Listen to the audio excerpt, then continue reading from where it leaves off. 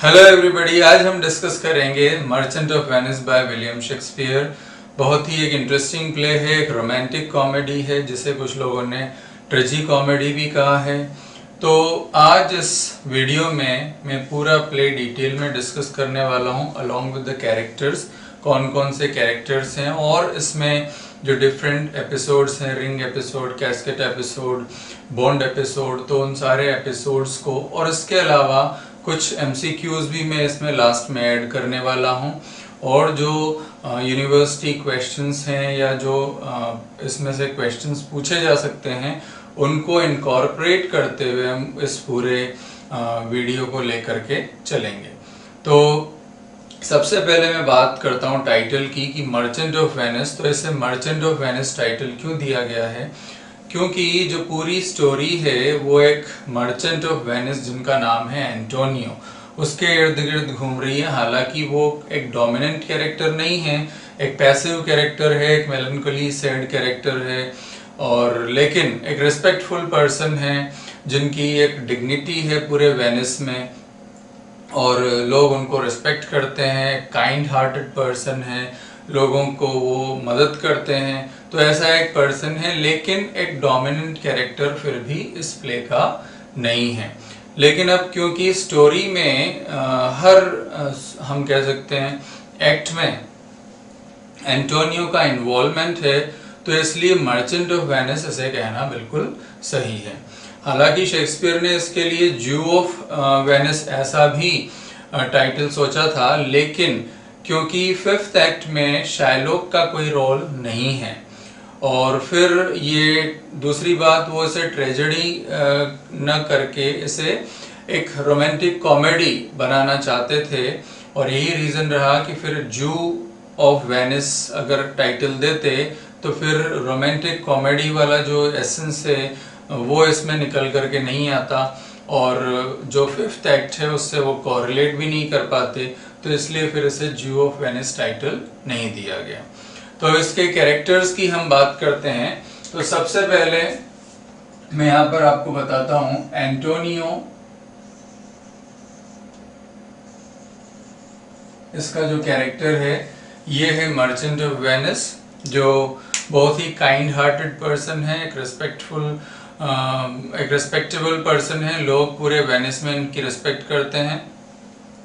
ये लोगों को मनी ग्रेटिस यानी कि विदाउट एनी इंटरेस्ट ये लोगों को पैसा देते हैं उधार और चैरिटी करते हैं इस तरह से।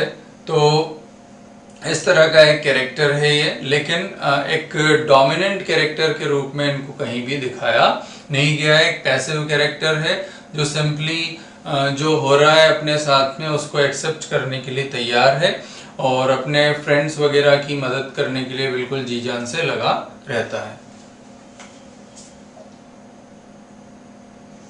जो इसमें दूसरा मेन कैरेक्टर है वो है शाइलॉक।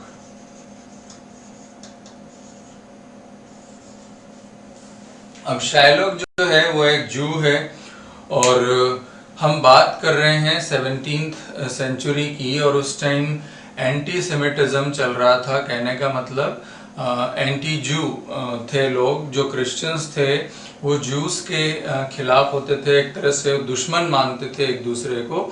तो शाइलॉक के साथ में भी यहाँ पर कुछ ऐसा ही व्यवहार होता है और स्पेशली एंटोनियो और बाकी जो लोग हैं जो क्रिश्चियंस हैं वो इनके साथ अच्छा बिहेव नहीं करते हैं, इनको एक तरह से बुरा भला कहते हैं, इनके लिए बुरी लैंग्वेज यूज़ करते हैं। जैसा इसमें कहा भी गया है कि स्पिट एट हिम, ऐसा करते हैं। तो इसके मन में, शाइलॉक के मन में इन लोगों के लिए एक हैट्रेड है, जैसा कि क्रिश्चियंस के मन में जूस के प्रति है, बिल्कुल वैसे ही शाइलॉक के मन में भी एंटोनियो और बाकी लोगों के लिए एक गुस्से की भावना है। उसका रीजन यही है कि ये लोग इसके साथ अच्छा ट्रीट नहीं करते हैं। और दूसरी बात, शाइलॉक जो है वो एक यूजरर है। यूजरर का मतलब होता है जो ब्याज पर पैसे उधार देता है। अब उस टाइम की बात है, क्रिश्चियनिटी में जो यूजरी है यानी कि सूदखोरी है वो एक तरह से एंटी रिलीजियस एक्टिविटी थी, एक बुरी एक्टिविटी थी और अकॉर्डिंग टू बाइबल वो नहीं करना चाहिए, तो इसलिए वो उसे एक बुरी नज़र से देखते थे और शायलॉक जो ये करता था वो उनके लिए एक बुरा पर्सन था। तो कई सारी बातें थी जो शायलॉक के खिलाफ जाती थी। वो ओपनली शायलॉक की इंसल्ट कर देते थे, भरे बाजार में उसको बुरा भला कह देते थे, तो ऐसा उसके साथ में वो ट्रीटमेंट करते थे। तो इसलिए शायलॉक के मन में उनके प्रति जो है बहुत गुस्सा है, एक रिवेंज है। फिर हम यहाँ पर नेक्स्ट लेते हैं बेसानियो।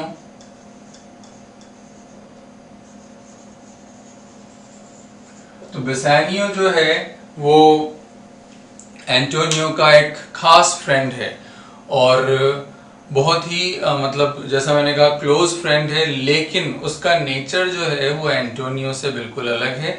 एंटोनियो तो एक रिस्पेक्टेबल पर्सन है, लेकिन बेसानियो जो है एक प्लेफुल टाइप का पर्सन है, एक जो स्पेंडथ्रिफ्ट है, जो बहुत खर्चीला है, अपने पैसे सारे उड़ा देता है। कई बार इसने एंटोनियो से पैसे उधार लिए और वो पैसे जो हैं इसने हर बार उड़ा दिए, खर्च कर दिए। और एक हालांकि एक हम कह सकते हैं कि हाई फैमिली को ये बिलोंग करता है, एक नॉबलमैन है, लेकिन स्टार्टिंग में हमें इसकी कोई नॉबिलिटी या इसका एक अच्छी फैमिली को बिलोंग करना ऐसी कोई बात हमें स्टार्टिंग में नज़र नहीं आती है। हमें एक बिल्कुल जो हम कह सकते हैं ऐश करने वाला, इस तरह का एक बंदा जो पैसे उड़ाने वाला, ऐसा एक बंदा ये नज़र आता है, ऐसा एक कैरेक्टर इसका नज़र आता है। लास्ट में जब ये मतलब पोर्शिया के पास पहुंचता है उसको वू करने के लिए और फिर पोर्शिया को विन कर लेता है उस कैस्केट एपिसोड में, लॉटरी में, उसके बाद से थोड़ी सी स्थिति चेंज होती है और बेसानियो का एक अलग रूप हमारे सामने आता है। ये भी एंटोनियो से बहुत प्यार करता है, मतलब दोनों की फ्रेंडशिप जो है वो काफ़ी स्ट्रॉन्ग है। तो ये हुआ बेसानियो। इसी तरह से नेक्स्ट हम यहाँ पर बात करेंगे जो अगला कैरेक्टर है हमारे लिए, दैट इज ग्रेशियानो। अच्छा, बेसानियो के साथ में जो जोड़ी है वो भी मैं आपको बता देता हूँ यहाँ पर। वो जोड़ी है पोर्शिया की। तो बेसानियो के लिए बेसानियो जिससे शादी करना चाहता है वो है पोर्शिया, और पोर्शिया जो है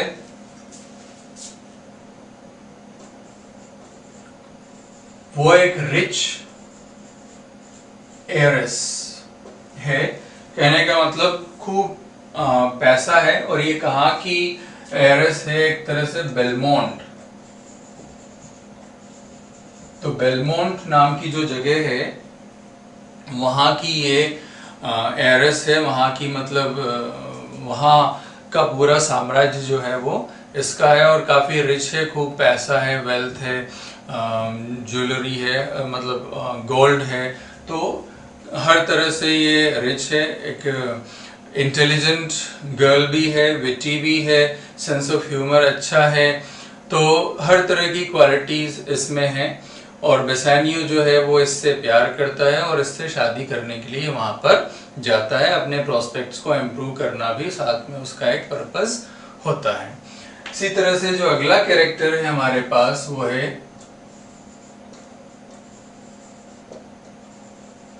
ग्रेशियानो। तो ग्रेशियानो जो है एक थोड़ा सा हम कहें कि जॉली कैरेक्टर है, फन लविंग कैरेक्टर है, जो काफ़ी मर्थ एंड लाफ्टर इंड्यूस करता है, एंजॉय करता है।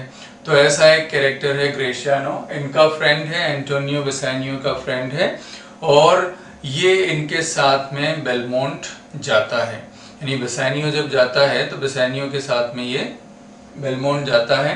बेसानियो उससे कहता है कि तुम अपने आप को थोड़ा कंट्रोल में रखना, क्योंकि ये फालतू की बातें थोड़ी ज़्यादा करता है, बकवास ज़्यादा करता है। तो इससे कहता है कि अब हम जब बेलमोंट जा रहे हैं तो थोड़ा अपने आप को तुम कंट्रोल में रखना और अपनी बकवास वगैरह तुम मत करना, नहीं करना, ऐसा उसको कहता है। और ग्रेशियानो अपने प्रॉमिस को फॉलो भी करता है और ये सारी चीज़ें वहाँ पर नहीं करता, और एक जेंटलमैन के रूप में अपने आप को प्रेजेंट करता है।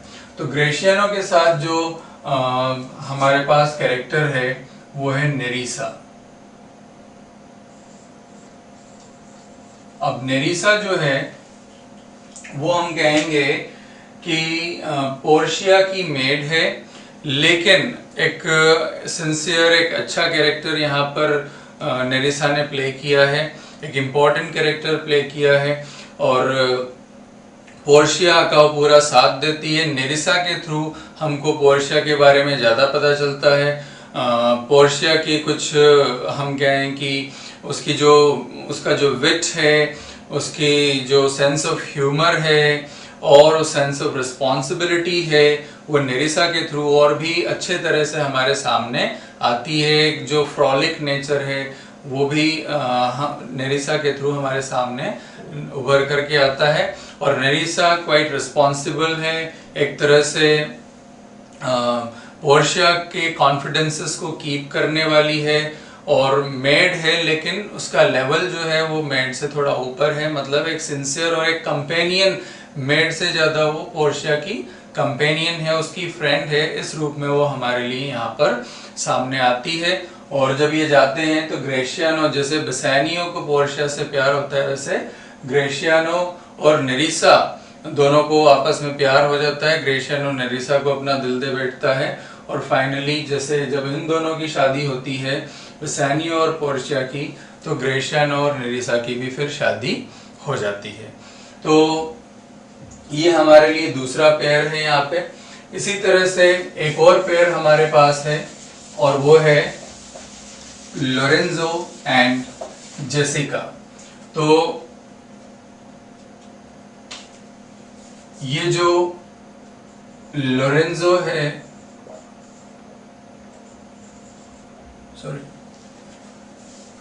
लोरेंजो एंड जेसिका, तो जेसिका जो है वो शाइलॉक की डॉटर है, लेकिन उसे अपने पिताजी का जो नेचर है वो बिल्कुल पसंद नहीं है। वो अपने घर को एक हेल कहती है और वहां से वो भागने का रास्ता ढूंढती है। लोरेंजो जो इसी ग्रुप का है, यानी कि एंटोनियो, बेसानियो और ग्रेशियानो इसी ग्रुप का है और उससे जेसिका से प्यार हो जाता है। और फाइनली जेसिका जो है अपने पिताजी के पैसे और गहने और काफ़ी सारी चीज़ें लेकर के लोरेंजो के साथ में भाग जाती है। और ये लोग जो हैं ये पहुंचते हैं वहाँ बेसानियो के साथ में बेलमोंट और वहाँ पर ये रहते हैं इनके वापस आने तक। तो इस तरह से लोरेंजो और जेसिका का कैरेक्टर भी एक इम्पॉर्टेंट कैरेक्टर है यहाँ पर। इसके अलावा कुछ और भी हमारे यहाँ हमारे लिए इम्पोर्टेंट कैरेक्टर हैं। तो इसमें जैसे अभी मैंने 3 पेयर्स के बारे में बता दिया, वैसे ही एक हमारे लिए है शाइलॉक के जो सर्वेंट्स हैं, उनमें से मैं यहाँ पर आपको बता देता हूँ। एक है लॉन्सलॉट गोबो। तो लॉन्सलॉट गोबो जो है ये शाइलॉक का सर्वेंट है और ये भी शाइलॉक को पसंद नहीं करता है कि शाइलॉक जो है काफ़ी कंजूस है और उसको कुछ देता नहीं है और इसे डांटता रहता है, खाने को प्रॉपरली नहीं देता, ड्रेसेस नहीं देता। तो कहने का मतलब is all complain about Shylock. Shylock के बारे में हमेशा शिकायत इसको रहती है कि कंजूस है। और फाइनली ये बेसानियो को ज्वाइन कर लेता है, बेसानियो के पास चले जाता है, उसका सर्वेंट ये बन जाता है। फिर हमारे पास लॉन्सलॉट के एक पिताजी भी हैं। हालांकि जैसे शेक्सपियर के प्ले में एक फूल होता था, उस टाइम पे एक फूल हुआ करता था, बिल्कुल लॉन्सलॉट गोबो का जो रोल है वो भी एक फूल का ही है। इसके एक पिताजी भी हैं ओल्ड गोबो, उनका रोल बहुत कम है। और फिर हमारे पास हैं ट्यूबल। ट्यूबल जो है वो शाइलॉक का फ्रेंड है और ये शाइलॉक को एक तरह से जब इसकी डॉटर भाग जाती है तो डॉटर के भागने की खबर एंटोनियो के जहाज के डूबने की खबर, वो सारी खबरें इसको सुनाता है। और एक तरफ जहां डॉटर के भागने की खबर सुन करके शाइलॉक जो है वो बड़ा गुस्सा और सॉरी फील करता है, फ्रस्ट्रेटेड होता है, वहीं दूसरी खबर जब ये सुनाता है एंटोनियो के जहाज डूबने की खबर सुन करके बड़ा खुश होता है। तो इस तरह से ट्यूबल का भी एक छोटा सा रोल है इसमें, शाइलॉक के फ्रेंड के रूप में इसमें बताया हुआ है। और फिर हमारे पास हैं डॉक्टर ऑफ लॉ।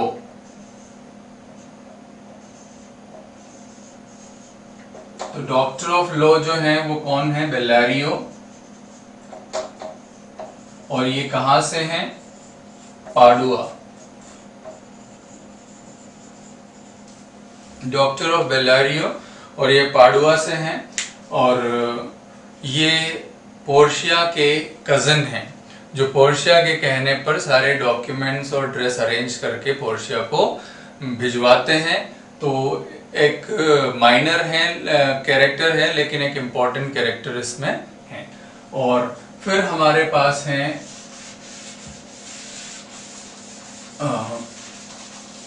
बाल्थाजर। और ये जो बाल्थाजर है ये पोर्शिया का सर्वेंट है, तो इसने भी एक इम्पॉर्टेंट रोल इसमें प्ले किया है।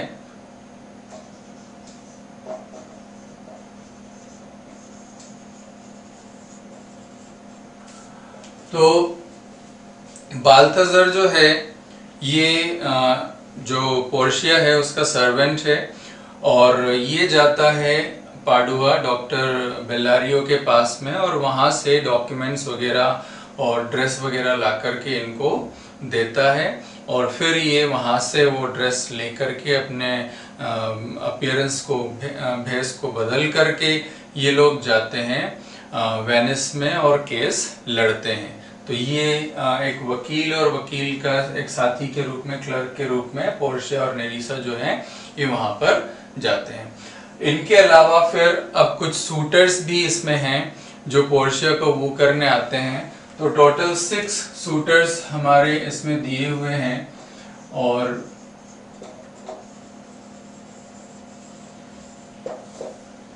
तो 6 सूटर्स जो हैं इंटरेस्टिंग, हालांकि छोटा सा रोल है और वो काफी इंटरेस्टिंग पार्ट है इसका।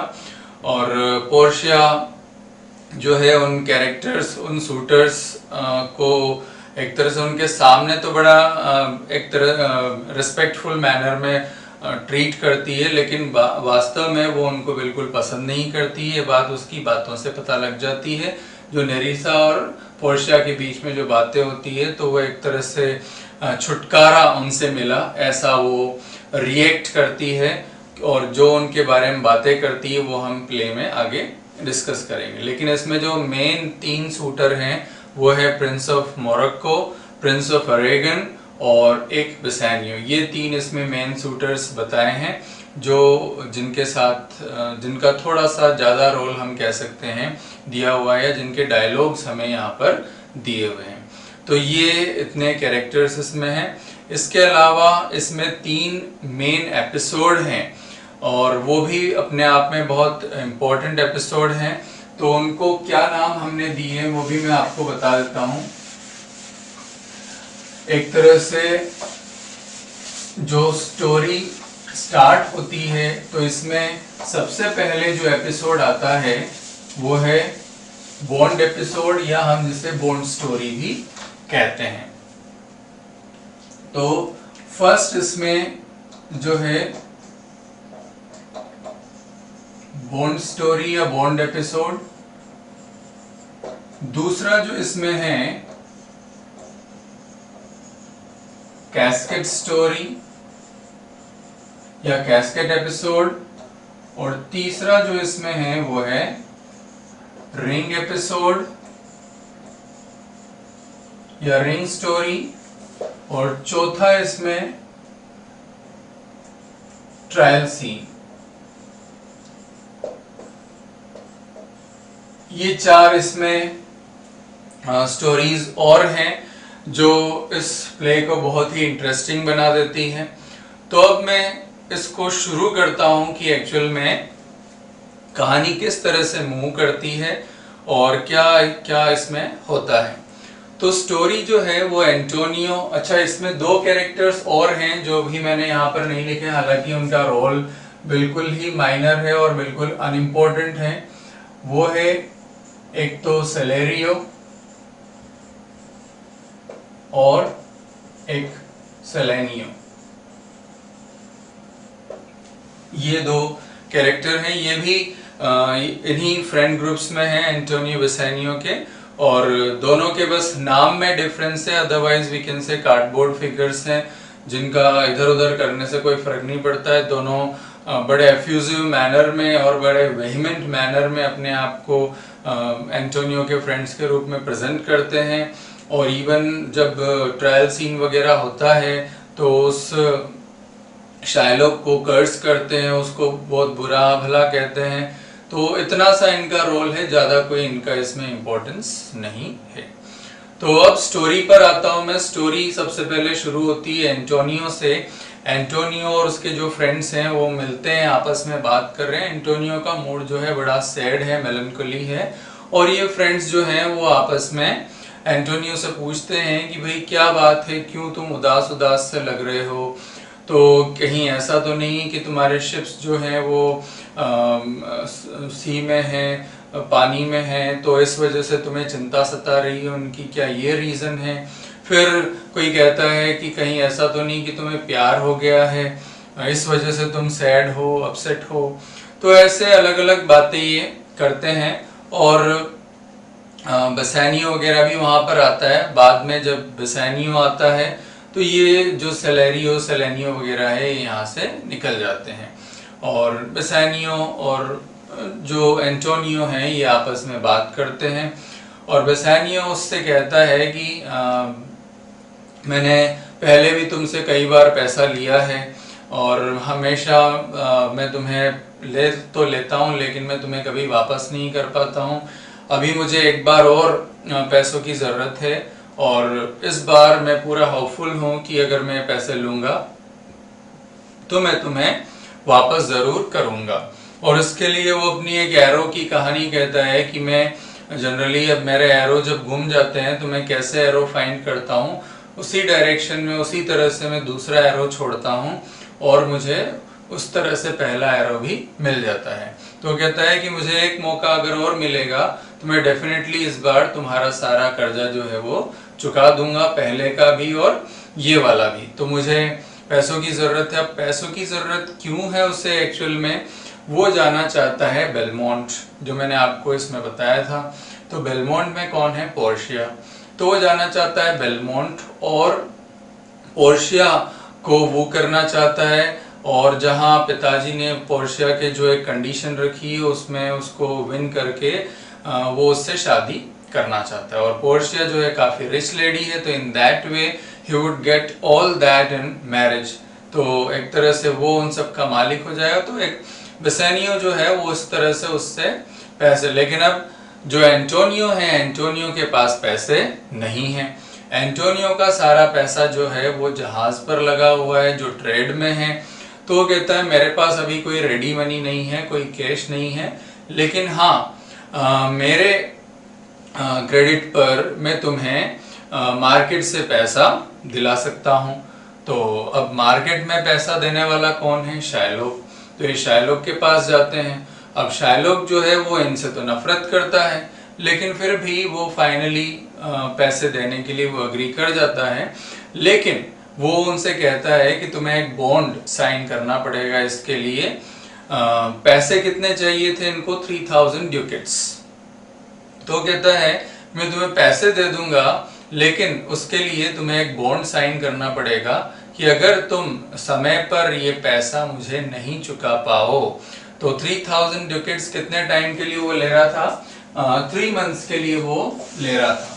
तो उसने कहा कि अगर 3 मंथ्स के पीरियड में अगर ये 3000 ड्यूकेट्स तुम नहीं चुका पाओगे तो फिर मैं तुम्हारी बॉडी में से 1 पाउंड फ्लैश जो है वो कट करूंगा, है ना। तो ऐसा उसने कंडीशन उसमें रखी, 3000 ड्यूकेट्स। तो ये करना था, और that too for what 3 months। तो ओके भाई, अब 3000 ड्यूकेट्स उसने एग्री कर लिया। हालांकि बसानियो को अब एकदम से कि मेरी वजह से इतनी बड़ी कंडीशन, तो कहता नहीं, ये तो जस्ट एज अ फन, ये तो ऐसे ही मैं फन के लिए तो मजाक में ऐसा कह रहा हूँ, ऐसा थोड़ी होगा। और एंटोनियो भी कहता है कि उससे 1 महीने पहले ही मेरे शिप्स जो हैं वो आ जाएंगे, तो I will be able to pay him, मैं इसको पे कर दूंगा, तो तुम उसकी चिंता मत करो।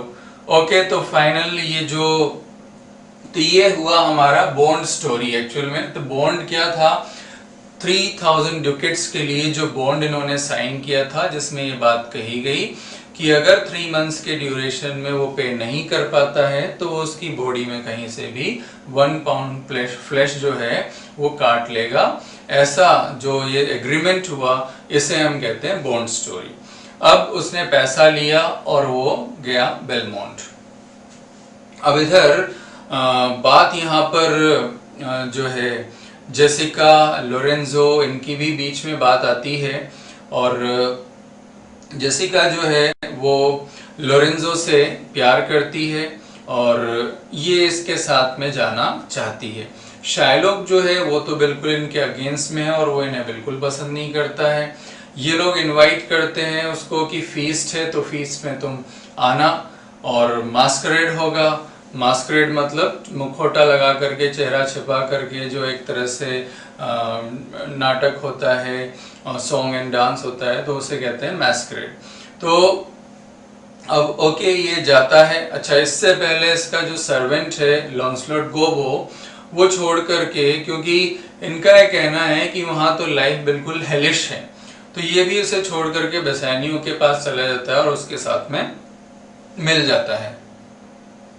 अब जो जेसिका है वो एक्चुअल में अच्छा, ये लॉन्सलॉट जो है एक मैसेंजर का काम भी करता है इनके लिए।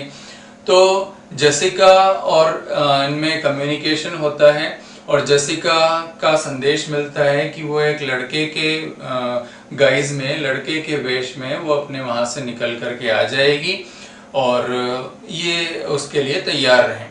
और पिताजी जो हैं ये उससे कहते हुए निकलते हैं कि तुम यहाँ से बाहर मत निकलना, मेरे आने तक मैं जल्दी आ जाऊंगा, और तुम इवन जो मैस्करेड निकलेगा यहाँ से तो उसको देखने के लिए भी तुम खिड़की मत खोलना, तुम घर के अंदर ही रहना। ऐसी इंस्ट्रक्शंस दे करके वो वहां से चला जाता है। तो लॉन्सलॉट का जो कैरेक्टर है वो भी हमारे लिए इम्पोर्टेंट है, क्योंकि एक तो थोड़ा सा वो अपनी फुलिश बातों से फन क्रिएट करता है, स्पेशली वो जो टॉक्स हैं वो लॉन्सलॉट गोबो और उसके पिताजी ओल्ड गोबो के बीच में होती है, जो एक ब्लाइंड पर्सन है, और जब आते हैं इसके लिए कुछ घर से खाना वगैरह लेकर के, तो उनके बीच में जो कॉन्वर्सेशन है वो थोड़ा सा ह्यूमरस है और फन है। हालांकि नॉनसेंस है, लेकिन एक ह्यूमर क्रिएट करने का काम करता है। और लॉन्सलॉट के थ्रू और जेसिका के थ्रू हमको शायलोक के बारे में और पता चलता है, लॉन्सलॉट के थ्रू हमको जेसिका के बारे में भी और पता चलता है कि वो भी एक अच्छी काइंड नेचर की गर्ल है। और जब जेसिका यहाँ से निकलती है तो क्या होता है कि जेसिका अपने साथ काफी सारे पैसे, ज्वेलरी, वो सब लेकर के वहां से निकलती है एक लड़के के वेश में। बाद में ये वहां मिलते हैं और फिर वो जेसिका जो है वो सब अपने ऑर्नामेंट्स वगैरह हैंड ओवर कर देती है लोरेंजो को, और ये इसे लेकर के वहां से, अब बाद में जब शायलोक आता है और इसे पता चलता है कि उसकी जो डॉटर है वो भाग गई है उसके साथ में, तो वो बड़ा गुस्सा होता है, फ्रस्ट्रेट होता है, वहां की सड़कों पर, वेनिस की सड़कों पर भाग रहा है कहते हुए, ओ मेरे ड्यूकेट्स, ओ माय डॉटर, ओ मेरी ज्वेलरी। मतलब एक तरह से एक फनी कैरेक्टर की तरह हमें अपीयर होता है कि उसे अपने पैसों से प्यार है या अपनी डॉटर से प्यार है, वो क्या चाहता है।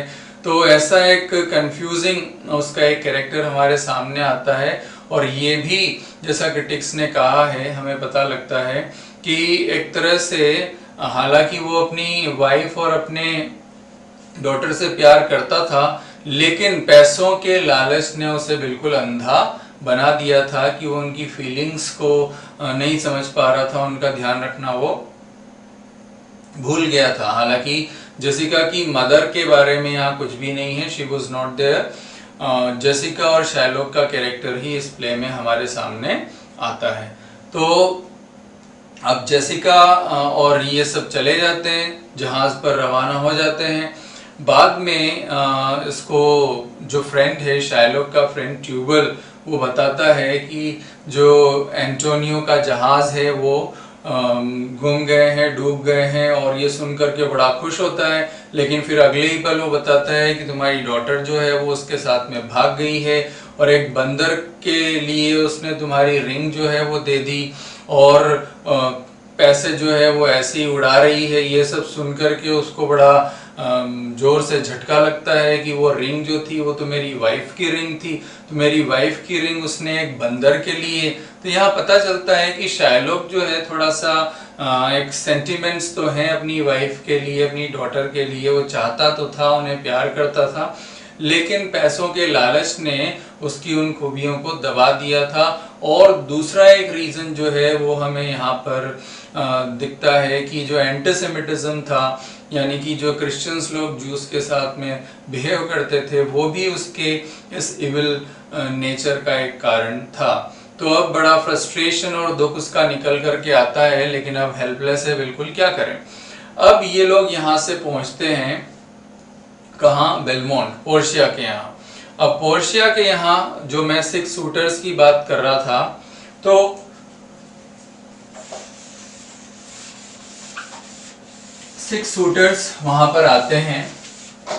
तो अलग अलग शूटर्स हैं, जिसमें एक तो है एक नियोपॉलिटन प्रिंस। अब नियोपॉलिटन प्रिंस जो है ये केवल घोड़े की बात करता है।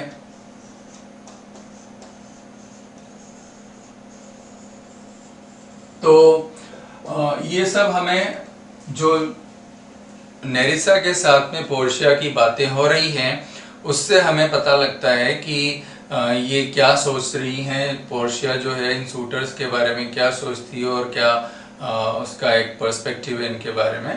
तो कहती है कि ये जो नियोपॉलिटन प्रिंस है ये तो बस अपने घोड़े की बात करता है, इसको और कुछ बात करनी नहीं आती। तो इससे अब क्या बात करें, और of course not a person to be married. और इसी तरह से फिर यहाँ पर एक और कैरेक्टर है, पैलेटाइन काउंट। तो पैलेटाइन काउंट जो है ये कैसा कैरेक्टर है, हमेशा सैड, मेलनकोली, उदास रहने वाला कैरेक्टर है। तो इस तरह का एक पर्सन इसको बताया है। ऐसे ही एक फ्रांस से भी एक कैरेक्टर इसमें है, फ्रेंच, और उसका नाम यहाँ पर दिया हुआ है। तो जो फ्रेंच कैरेक्टर है ये जो है उसके लिए तो वो कहती है कि अब भगवान ने उसे बनाया है तो चलो हम उसे एक इंसान मान लेते हैं, let's pass him as a man, otherwise there is nothing in him to be said a man. तो ये एक ऐसा कैरेक्टर है यहाँ पर। और फिर हमारे पास और भी कुछ शूटर्स हैं जिनके बारे में भी इनकी ओपिनियन जो है वो कोई खास अच्छी नहीं है। तो अगला जो कैरेक्टर है हम इसमें कह सकते हैं इंग्लिश बैरन है एक। तो ये इंग्लिश बैरन जो है इसको इंग्लिश के अलावा कुछ नहीं आता। हालांकि गुड लुकिंग है लेकिन इसको इंग्लिश के अलावा नहीं कुछ नहीं आता, यानी कि कोई इटालियन या फ्रेंच या जर्मन इसको नहीं आती, और पोर्शिया को इंग्लिश नहीं आती। तो अब बातें कैसे करें, तो इसलिए ये भी काम का नहीं है। फिर इसी तरह से एक स्कॉटिश लॉर्ड भी है इसमें। तो अब ये स्कॉटिश लॉर्ड भी उसे पसंद नहीं आता। ऐसे ही एक अच्छा, इसमें जो इंग्लिश बैरन था इसके कपड़े भी उटपटांग एक तरह से ब्लेंड ऑफ डिफरेंट फैशंस और इस तरह का पहनता था जो उसे पसंद नहीं आता। और एक है इसमें ड्यूक ऑफ सैक्सनीज,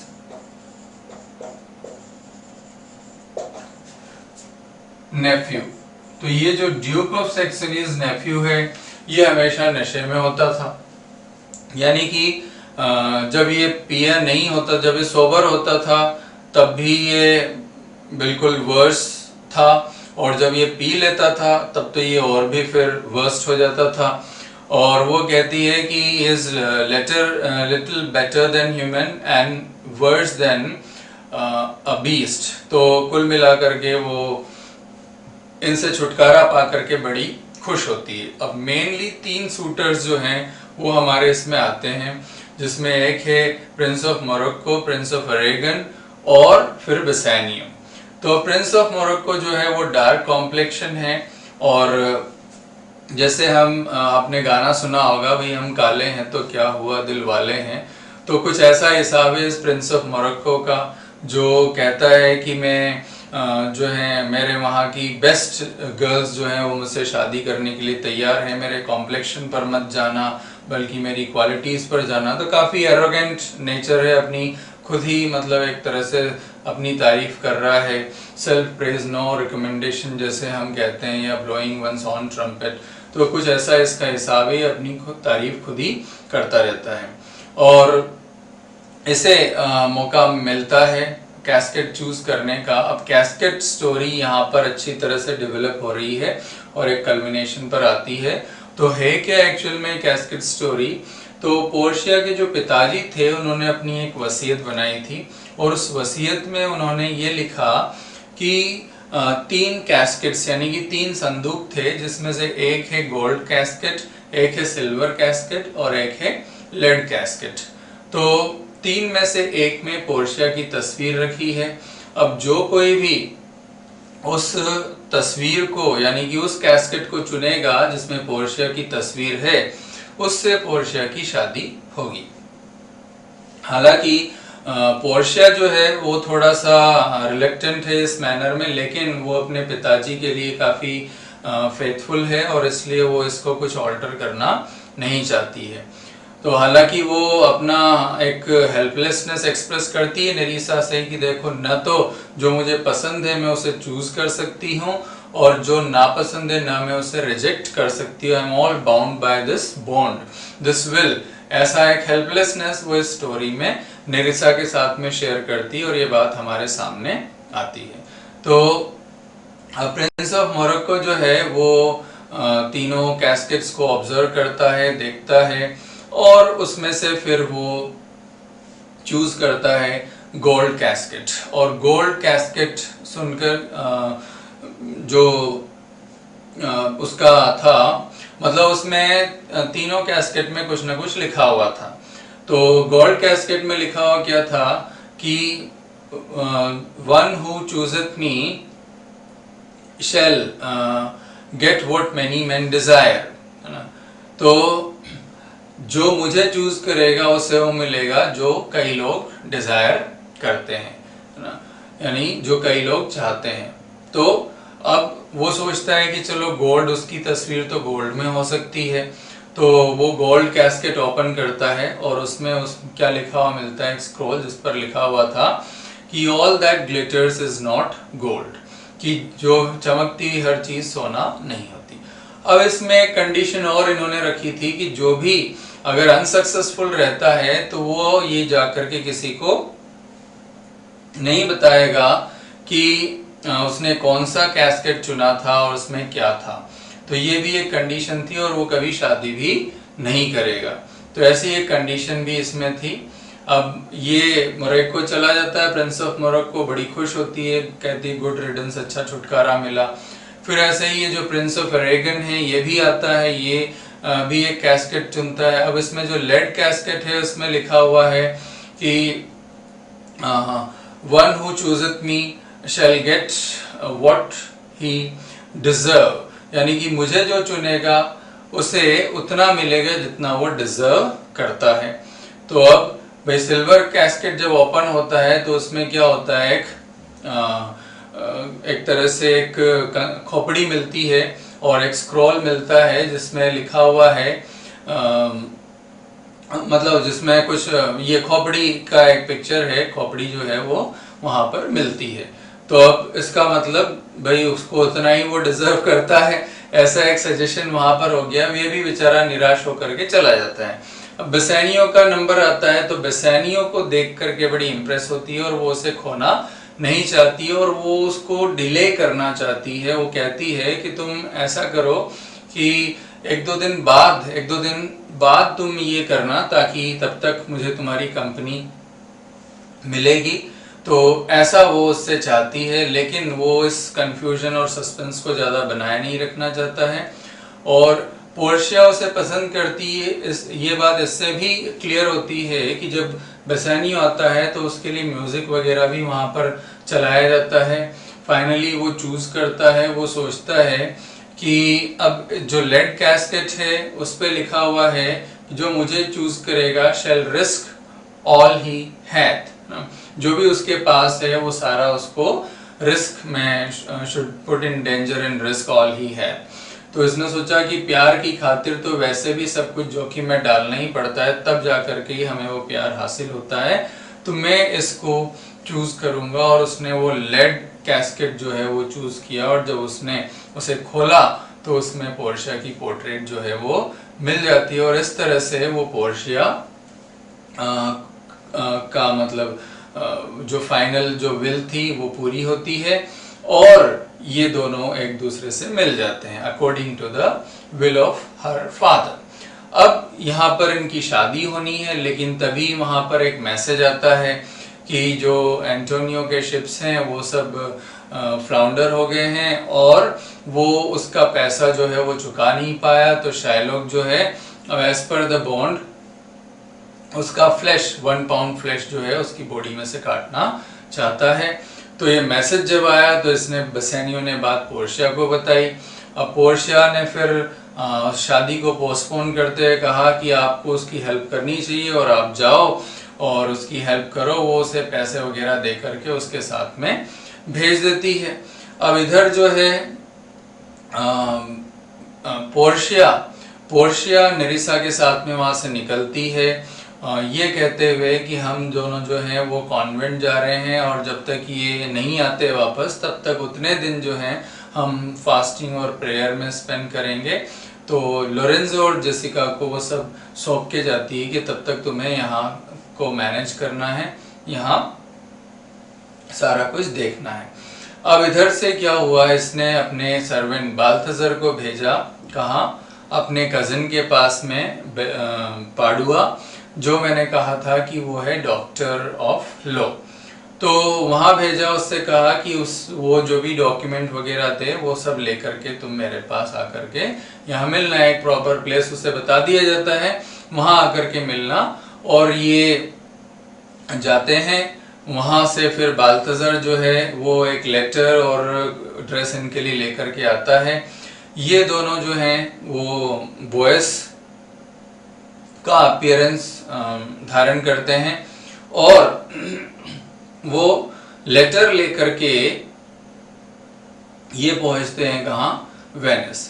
अब वहाँ पर जो है ट्रायल सीन चल रहा होता है। तो अब ये जो है हम ट्रायल सीन में आ चुके हैं, और ड्यूक जो है एक्चुअल में ड्यूक है, शाइलॉक है, बेसानियो है, और साथ में उसका जो फ्रेंड है ग्रेशियानो। तो ये सब है वहाँ पर। और वो प्लीड कर रहा है, बेसानियो उससे कहता है कि प्लीज़ तुम जो है, मैं तुम्हें पैसा देने के लिए तैयार हूँ, डबल पैसा देने के लिए तैयार हूँ।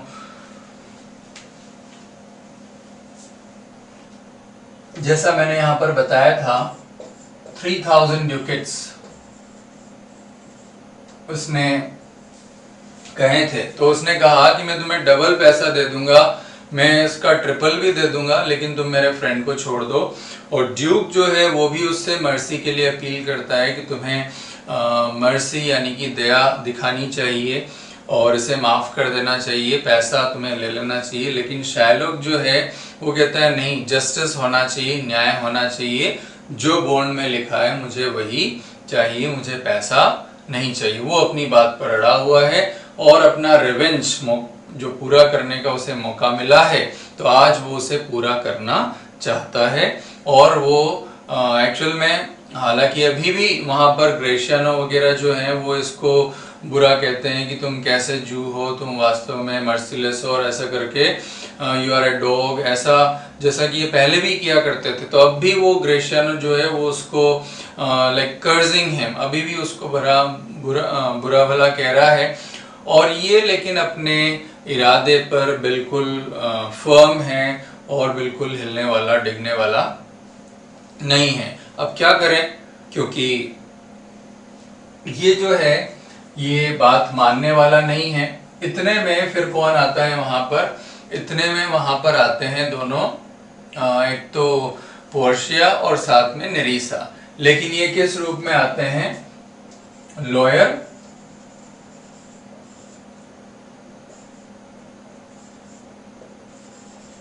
और क्लर्क बन के आते हैं, और लड़कों के ड्रेस में है, लड़कों के वेश में है ये।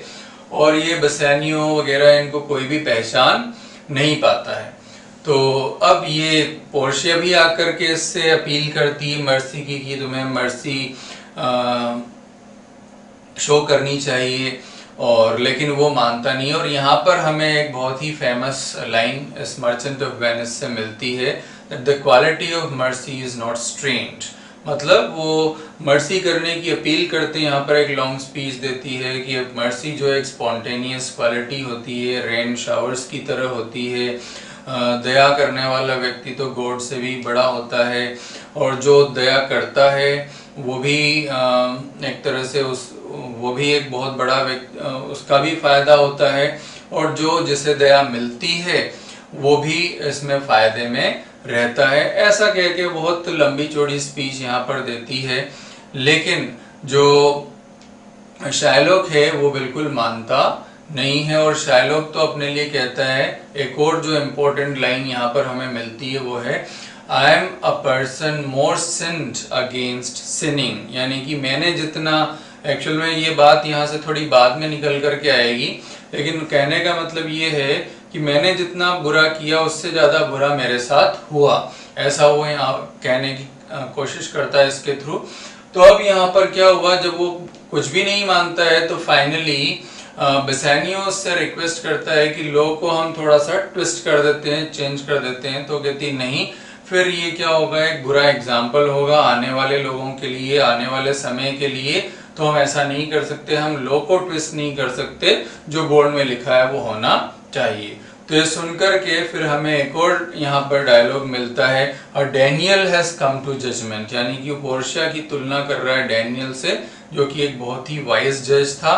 तो वो कहता है कि पोर्शिया बहुत अच्छी है जो बॉन्ड की बात को अग्री करते हुए उसे अलाउ कर रही है। तो अब वो जो है अपने पास नाइफ वगैरह भी है, वो सब शार्प कर रहा है, वो उसका फ्लैश काटने वाला है। पोर्शिया ने उससे फाइनली एक रिक्वेस्ट की कि चलो कम से कम एक सर्जन, एक डॉक्टर की व्यवस्था तो कर दो, ताकि ब्लीडिंग होगी तो डॉक्टर अगर रहेगा तो उसे बचा लेगा, मरने नहीं देगा। तो वो कहता है नहीं, बॉन्ड में ऐसा नहीं लिखा हुआ है, तो जो बॉन्ड में लिखा है हम वही करेंगे, मैं ऐसा कुछ भी करने वाला नहीं हूं। और फाइनली फिर पोर्शिया को वो बॉन्ड स्टडी करते हुए एक बात क्लिक की। तो पोर्शिया ने अब जाते जाते उसे रोका और उससे कहा कि देखो, तुम फ्लैश ले सकते हो, लेकिन 1 पाउंड से न तो कम होना चाहिए न ज्यादा होना चाहिए। दूसरी बात, केवल फ्लैश की बात ही इसमें लिखी है, ब्लड की बात इसमें नहीं लिखी है। इसलिए जब तुम फ्लैश इसकी बॉडी से कट करोगे तो उससे एक बूंद भी खून की टपकनी नहीं चाहिए। तो ये भी तुम्हें अब शायलॉक समझ गया कि वो केस हार चुका है, वो मामला हार चुका है, वो अब कुछ भी नहीं कर सकता। तो फाइनली वो अग्री हो जाता है, ठीक है तुम मुझे ऐसा करो, जो डबल अमाउंट तुम देने की बात कर रहे थे तुम मुझे डबल दे दो, मैं इसे छोड़ देता हूँ। तो कहती नहीं, ऐसा बॉन्ड में नहीं लिखा है, जो बॉन्ड में लिखा है वही होगा। वो कहता है चलो ठीक है प्रिंसिपल ही दे दो। वो कहती नहीं, प्रिंसिपल भी नहीं मिलेगा, जो बॉन्ड में लिखा है वही लो ना। वो अड़ जाती है, तो अब शायलॉक फंस जाता है बुरी तरह से। अब क्या करें, अब उल्टा वो उसके ऊपर केस लगा देती है कि इसने एक तरह से एंटोनियो को मारने की कोशिश की। तो अब क्या होना चाहिए इसके साथ में, उसकी सारी प्रॉपर्टी उससे ले ली जाती है, जिसमें से आधी प्रॉपर्टी जाती है जेसिका के लिए और आधी यानी उसकी डॉटर के लिए आधी प्रॉपर्टी जाती है एंटोनियो के लिए, और उसको कहा जाता है कि अब तुम्हें क्रिश्चियनिटी में कन्वर्ट करना पड़ेगा अगर तुम्हें यहाँ पर रहना है, अगर तुम्हें मर्सी चाहिए, अगर तुम्हें छूटना है तो ऐसा उसके साथ में होता है। तो वास्तव में शाइलोक के लिए तो ये पूरा एक ट्रेजेडी हो जाता है, लेकिन बाकी लोगों के लिए एक कॉमेडी की तरह सामने आता है। अब इस पूरे ट्रायल एपिसोड में एक चीज़ और होती है जो इम्पोर्टेंट है, और वो रिंग एपिसोड की शुरुआत होती है। हुआ क्या था कि जब ये बेसानियो ने पोर्शिया को लॉटरी में विन कर लिया, तो पोर्शिया जाने से पहले उसे एक रिंग देती है, कहती है कि तुम इसे संभाल करके रखना, ये मेरी अमानत है और इसे बहुत ध्यान से रखना, ये खो दिया तुम इसे खोना मत कभी, अगर खो दिया तो मैं समझूंगी कि तुम्हें मुझसे प्यार नहीं है। तो वो रिंग, और उसी तरह से नेरिसा ने भी रिंग दी थी ग्रेशियानो को। अब यहाँ पर क्या होता है, जब ये केस जीत जाते हैं तो वो उन्हें पैसे ऑफर करने की बात करते हैं, लेकिन वो पैसे मना कर देती है, काफ़ी फोर्स करते हैं कि कुछ तो तुम्हें लेना चाहिए, कुछ तो वो कहती है चलो ठीक है तुम मुझे अपनी रिंग दे दो। अब रिंग की बात आती है तो बेसानियो जो है वो मना कर देता है कि नहीं, मैं ये रिंग नहीं दे सकता, इसके अलावा तुम जो चाहो वो ले सकते हो। तो फिर वो एक तरह से टेस्ट कर रही थी, वो पता था उसे टेस्ट कर रही थी। वो कहती है नहीं, तुम तो बहाने लगा रहे हो, अगर देने की इच्छा हो सकती है तो तुम मुझे रिंग दे दो, और नहीं तो इसका मतलब तुम ये केवल जस्ट एक बहाना है और कुछ नहीं है, ऐसा करके वो उसे एक तरह से फोर्स करती है। तो फाइनली एंटोनियो के कहने पर वो रिंग उसे उतार करके दे देता है। वो भी तब जब वो वहां से चले जाते हैं, तो वहां से फिर भेजता है पर्सन को कि जाओ तुम उसे ढूंढो और वो रिंग दे दो कि मैंने रिंग दी है, ऐसा करके वो रिंग उनको दे देते हैं।